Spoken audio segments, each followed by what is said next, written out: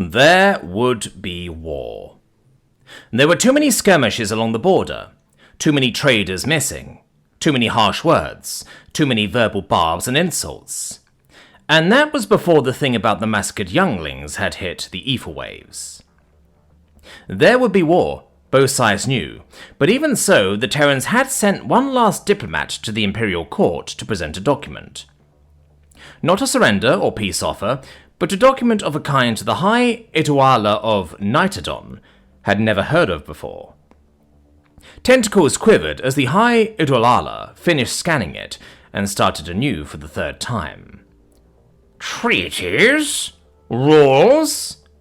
The High Iduala boomed in disbelief throughout the palace, as its tendrils scanned the Terran words one last time.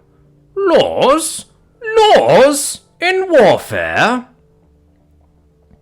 Lowering its head to focus on the lone earthling standing alone in the Great Hall, the High Iduala let the document flutter away on the evening breeze as he continued. There are no laws in war, it said, in a voice that shook ancient walls. War is an existentialist struggle between opposing systems.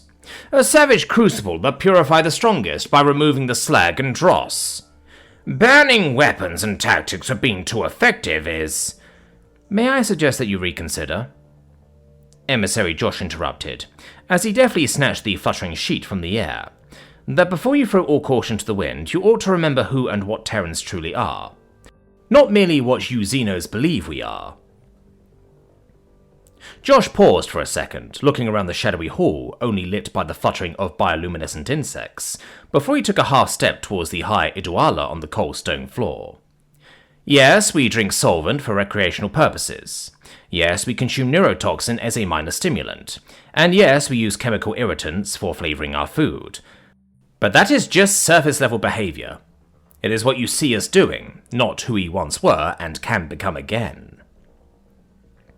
Josh straightened up as his voice became lower and quieter, forcing the court to hush to catch his words.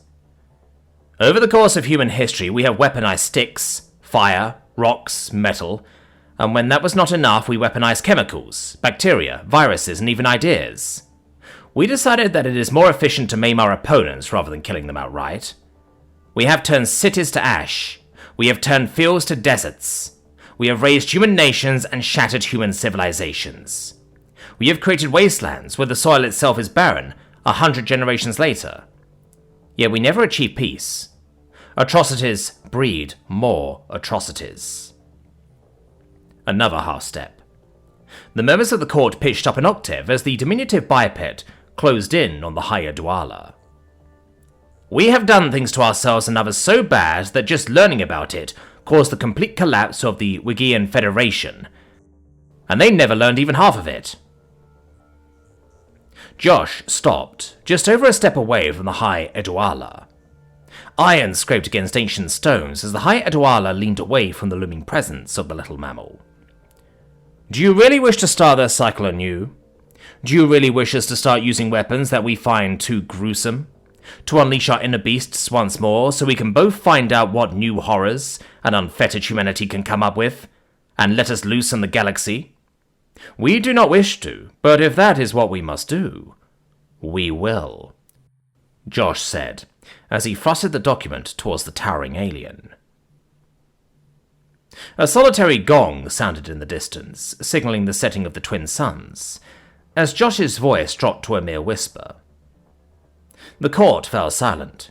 Even the bioluminescence of the fluttering insects seemed to dim. Or do you sign on the dotted line and agree to these rather reasonable limitations on the conduct of war?